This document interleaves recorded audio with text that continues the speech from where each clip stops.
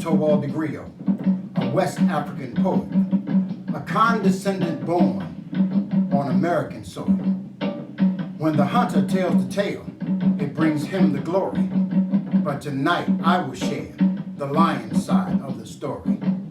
The hunter said we're ignorant, lazy, and poor, though we built the first university and named it San Corey. Said we did nothing great to help or inspire when we built up great cities, nations, and empires. He used feudalism first to enslave his own people while telling us the lie that we are not equal. Brought his feudal castles to the Ivory Coast and took away many people in slavery boats. Dungeons confined thousands at a time. The walls echoed cries of your ancestors and mine. Millions were lost in Middle Passage crossing. Caribbean seasoning incurred many losses. The domestic slave trade, where millions were slain, and even today, many shackles remain. Brutality and hate was poured on our people. We turned to God's light to use as a beacon. The church gave birth to many black leaders who taught us the freedoms we desperately needed. Harriet Tubman was among the first leaders. Nat Turner became a righteous black preacher. Ironically, the first ship to land on these beaches was known in Britain as the good ship Jesus. Freedom is a state of mind, believe it or not. So into war, Crispus Attucks was first to be shot. David Walker, Frederick Douglass fought for the cause. The hunter's response was Jim Crow and black laws. African tradition he attempts to suppress, viewed as dysfunctional by those of the West.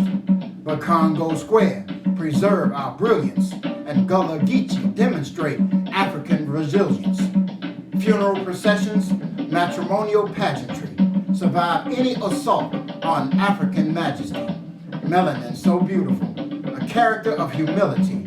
How could we not represent our nobility? But how did we end up with whips on our backs? Enslaved for 300 years to be exact.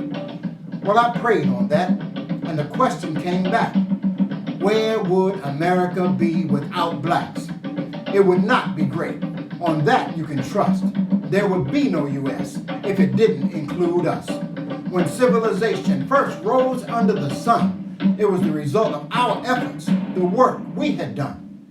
So remember your heritage, culture, and roots. American trees are filled with strange fruits. Although in this land we are tortured and bound, America is rising because Africans can be found.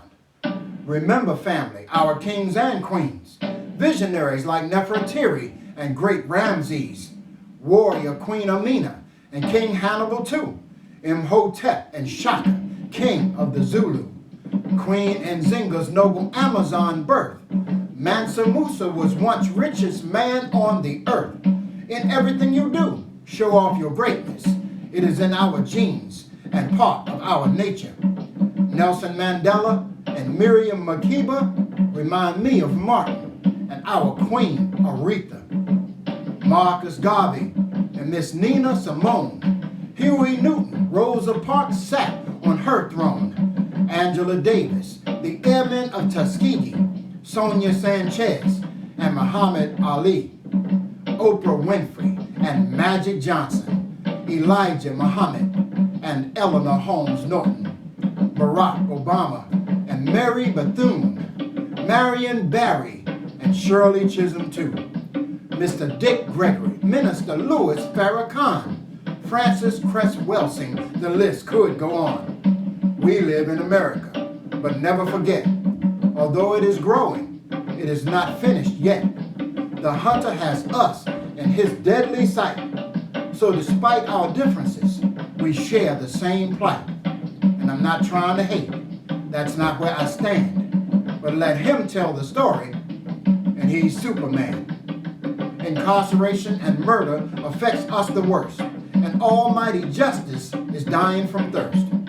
So rise, great people, a new day has begun. So continue your work until your work is done. Roar, great lion, be black and be proud. raise justice and equality up from the ground. And have you no fear, never you worry. Simply remember the lion side of the story.